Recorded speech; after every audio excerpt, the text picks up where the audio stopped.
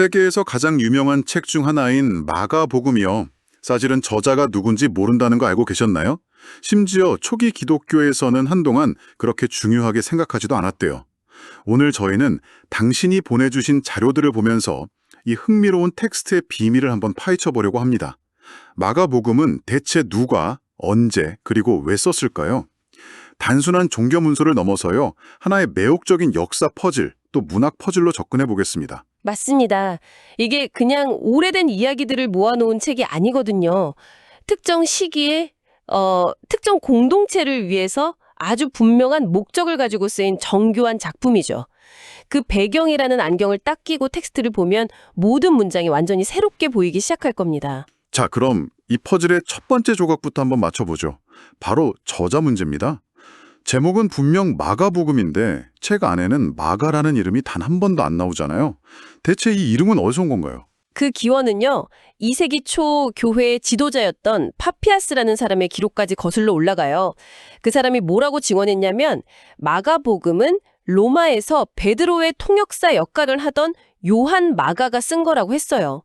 그러니까 예수의 수제자였던 베드로가 설교하는 걸 듣고 기억나는 대로 기록했다는 거죠. 아, 베드로라는 목격자의 증언을 담았다? 뭐 이런 권위를 부여한 거군요. 바로 그거죠. 잠깐만요. 그럼 2세기 교회의 지도자가 베드로 통역사가 썼다고 했다면 그게 그냥 정설로 굳어진 거 아닌가요? 현대 학자들은 왜 그걸 그대로 받아들이지 않는 거죠? 뭐 결정적인 허점이라도 있나요? 허점이라기보다는 증명할 방법이 없다는 게 더 정확해요.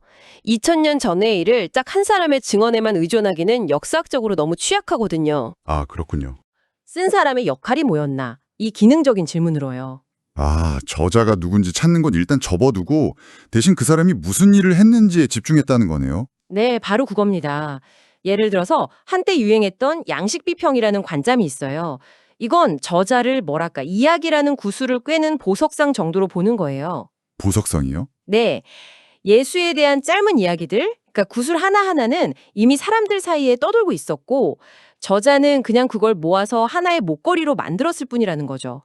저자의 창의성보다는 그 전통 자체가 더 중요하다고 본 거예요. 흩어져 있던 이야기 조각들을 모아서 책으로 엮은 수집가에 가깝다 이런 말이군요. 그런데 그보다 훨씬 더 적극적인 역할을 했다는 주장도 있잖아요. 네, 맞습니다. 그게 바로 편집 비평의 관점인데 여기서 저자는 완전히 다른 인물이 돼요. 단순히 구술을 꿰는 보석상이 아니라 자신만의 비전을 가진 영화 감독으로 보는 거죠. 아, 영화 감독이요? 네, 감독이 수많은 촬영본 중에서 특정 장면을 고르고 순서를 바꾸고 배경 음악을 깔아서 완전히 새로운 의미를 만들어내잖아요. 그런 것처럼 마가복음의 저자도 기존 자료들을 그냥 모은 게 아니라 의도적으로 선택하고 재배열하고 심지어는 자신의 신학적 메시지를 위해서 수정까지 했다는 겁니다. 와, 열이가 진짜 흥미로운데요. 저자에 대한 관점이 완전히 바뀌네요. 마치 어떤 위대한 발명품 뒤에 숨겨진 그 이름 없는 연구팀 전체를 보는 것 같은 느낌이에요. 그렇다면 마가는 저자 한 명의 이름이 아니라 그 공동체의 프로젝트명 같은 거였을 수도 있겠군요. 정확합니다. 바로 거기서 패러다임이 완전히 바뀌는 거죠. 우리는 계속 한 명의 천재 작가를 찾으려고 했는데 만약 마가가 한 사람이 아니라 한 팀의 목소리였다면 어떨까요? 한 팀의 목소리요? 네, 책상에 홀로 앉아 글을 쓴 작가가 아니라 박해받는 공동체의 그 절박한 질문, 두려움, 희망 이런 것들을 담아낸 대변인이었다는 겁니다. 그렇게 보면 이 책은 개인의 저작이 아니라 공동체의 선언문이 되는 거죠. 저자 한 명을 찾는 것보다 이 책이 어떤 공동체의 목소리를 담고 있는지를 이해하는 게 훨씬 중요해지는 겁니다. 저자가 개인이 아니라 공동체의 목소리일 수 있다. 이건 정말 충격적인데요. 그렇다면 그 공동체가 언제 이 글을 썼는지가 훨씬 더 중요해지겠네요. 이 지필식에 대해서는 의견이 정말 팽팽하게 맞서던데요. 네, 마가복음 연구에서 가장 뜨거운 논쟁거리 중 하나입니다. 그리고 그 논쟁의 한가운데에는 서기 70년 로마군에 의해서 예루살렘 성전이 파괴된 그 충격적인 사건이 자리 잡고 있어요. 아, 유대인들한테 성전은 그냥 멋진 건물이 아니었어요. 신이 거주하는 장소, 우주의 중심 이런 의미였거든요. 그게 파괴됐다는 건 말 그대로 세상이 끝나는 것 같은 충격이었죠. 그리고 그 논쟁의 핵심이 바로 마가복음 13장, 소위 작은 묵시록이라고 불리는 부분이고요. 예수가 미래의 재앙을 예언하는 내용이죠. 맞습니다. 예수가 그 웅장한 성전을 보면서 돌 하나도 돌 위에 남지 않고 다 무너질 거다라고 말하고 이어서 끔찍한 전쟁과 박해를 예언해요. 여기서 결정적인 질문이 생기는 겁니다. 이 예언이, 이 끔찍한 사건이 실제로 일어나기 전에 기록된 진짜 예언일까요? 아니면 그 모든 트라우마를 겪은 후에 우리가 왜 이런 일을 겪어야 했나? 이걸 신학적으로 설명하기 위해 예수의 입을 빌려서 기록한 걸까요? 아, 예언이냐 아니면 사후 해설이냐 이 문제군요. 그래서 학자들이 성전 파괴 이전설과 이후설로 나뉘는 거군요. 각 주장의 근거는 뭔가요? 이전설을 주장하는 학자들은요, 그 예언의 모호함에 주목합니다. 전쟁의 징조나 박해 같은 좀 일반적인 재앙은 묘사하지만 로마군이 어떻게 예루살렘을 포위하고 성전을 불태웠는지 이런 구체적인 내용은 전혀 없거든요. 아, 아직 사건이 어떻게 전개될지 몰랐기 때문이다. 이런 거군요. 네, 그런 거죠. 충분히 일리가 있네요. 그럼 이후설의 근거는 뭔가요? 그들은 텍스트 전체에 배어있는 그 깊은 트라우마, 위기감 이런 것에 집중합니다. 성전 파괴라는 세상을 뒤흔드는 사건을 겪은 공동체가 그 충격 속에서 의미를 찾기 위해 쓴 글이라는 거죠. 예언의 형태를 빌렸지만 실제로는 이미 일어난 사건에 대한 신학적 해석이자 이 고난 속에서도 신은 우리와 함께 계신다는 절박한 외침이라는 겁니다. 양쪽 다 설득력이 있네요. 그렇다면 결론은 어느 쪽인가요? 아니면 그냥 미제로 남는 건가요? 흥미롭게도요, 많은 학자들이 그 양극단 사이에 아주 좁고 특정한 시기를 가장 유력하게 지목합니다. 오, 그래요? 바로 서기 68년에서 70년 사이, 전쟁이 한창일 때라는 거죠. 네로 황제의 잔혹한 기독교 박해가 막 끝났고 유대 땅을 로마군 때문에 불타고 있었지만 아직 예루살렘 성전이 완전히 파괴되기 직전의 상황. 말 그대로 세상이 무너져 내리는 것 같은 그 극도의 위기 속에서 쓰였다는 겁니다. 세상이 무너져 내리는 것 같은 위기 속에서 글을 썼다? 그렇다면 그 글은 단순한 기록이 아니라 일종의 비상 매뉴얼이었을 수도 있겠네요. 대체 누구에게 어떤 긴급한 메시지를 전하고 싶었던 걸까요? 바로 그 지점에서 마가복음의 목적과 대상 독자에 대한 논의가 시작됩니다. 전통적인 견해는 로마에 있는 이방인, 즉 비유대인 기독교 공동체를 위해 쓰였다는 거예요. 아, 마가복음을 보면 종종 아람어 단어를 그리스어로 번역해주거나 유대인은 이러이러한 관습이 있다 이렇게 친절하게 설명해주는 부분이 나오거든요. 이건 유대 문화에 익숙하지 않은 독자를 염두에 뒀다는 아주 강력한 증거죠. 그런데 그 전통적인 로마 교회 설과는 아주 다른 훨씬 더 역동적인 그림도 있더군요. 독자들이 안정적으로 정착한 교인이 아니라 끊임없이 길 위를 떠도는 사람들이었다는 관점 말입니다. 네, 완전히 다른 그림이죠. 일부 학자들은 마가 공동체가 로마 같은 대도시에 자리 잡은 교회가 아니었다고 봐요. 갈릴리 시골 지역을 도돌면서 선교하던 급진적인 순회 공동체였다고 보는 거죠. 순회 공동체요? 네, 한번 생각해 보세요. 마가복음 속 예수와 제자들의 모습이 딱 그렇지 않나요? 예루살렘이나 대도시보다는 변두리에서 집 없이 길 위를 떠돌면서 활동하잖아요. 예수께서 온 갈릴리에 두루 다니사 같은 구절이 계속 반복적으로 등장하죠. 정말 그렇네요. 예수의 주 활동 무대가 도시 중심부가 아니라 길 위나 관야, 바닷가 같은 곳이었죠.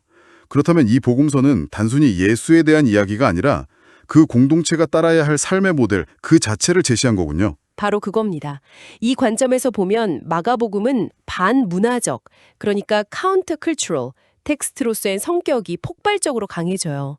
마가복음의 예수는 당시 사회의 모든 기득권, 모든 기존 질서와 충돌합니다. 예를 들면 어떤 것들이 있을까요?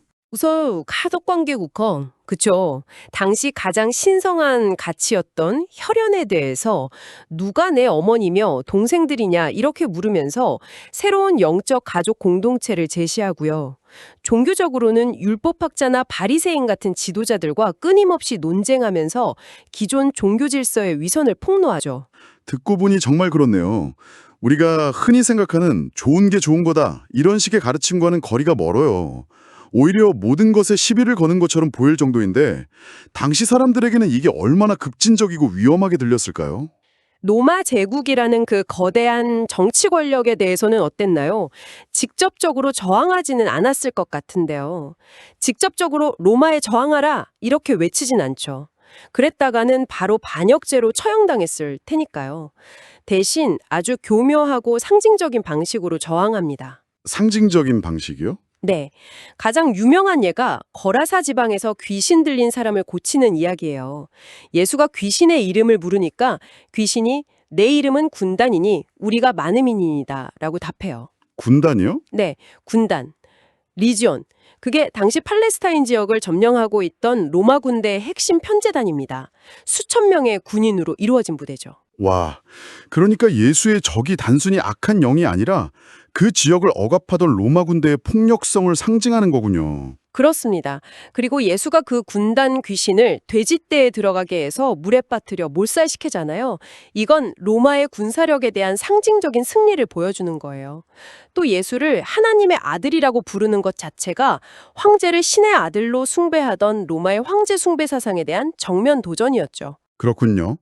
결국 이 책은 스스로를 사회의 아웃사이더로 여기면서 기존 질서에 저항하는 급진적인 지도자를 따르던 공동체를 위한 일종의 안내서이자 생존 매뉴얼이었던 셈이네요. 맞습니다. 그렇기 때문에 마가복음에서 유독 고난받는 종으로서의 예수, 그리고 영광이 아닌 십자가의 필연성이 강조되는 겁니다. 제자들에게도 누구든지 나를 따라오려거든 자기를 부인하고 자기 십자가를 지고 나를 따를 것이니라 라고 말하죠. 이것은 그 공동체가 처한 현실, 즉 박해와 고난 속에서 어떻게 믿음을 지키고 살아가야 하는지에 대한 매우 구체적이고 실천적인 가르침이었던 거예요. 자, 그럼 한번 정리해 보겠습니다. 마가복음은 마가라는 특정 인물이 쓴 켜만한 전기가 아니라 세상이 무너지는 듯한 극심한 위기 속에서 한 공동체의 목소리를 담아냈을 가능성이 높다. 그리고 그 공동체는 로마 제국이라는 거대한 질서 속에서 스스로를 이방인으로 여기며 살아갔던, 어쩌면 사회 변두리를 떠돌던 반문화적 그룹이었을 수 있다는 거군요. 네, 이런 배경을 알고 텍스트를 다시 읽으면 모든 것이 다르게 다가옵니다.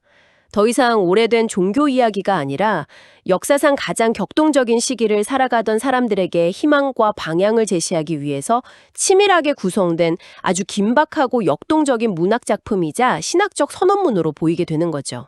오늘 탐구를 마무리하면서 여러분께 생각해 볼 만한 질문 하나를 남겨드리고 싶습니다. 자료들을 보면요, 마가복음에는 예수와 그의 수제자인 베드로 사이에 미묘하면서도 깊은 갈등이 계속 나타납니다. 그렇죠. 베드로는 예수가 누구인지 가장 먼저 알아보는 그런 총명함을 보이지만 바로 그 직후에 예수가 가려는 십자가의 길을 막아서다가 사탄아, 내 뒤로 물러가라 라는 엄청난 꾸중을 듣죠. 그는 끊임없이 예수를 오해하고 마지막에는 예수를 3번이나 부인하기까지 하고요. 일부 학자들은요, 이게 단순한 개인의 실수가 아니라고 봅니다.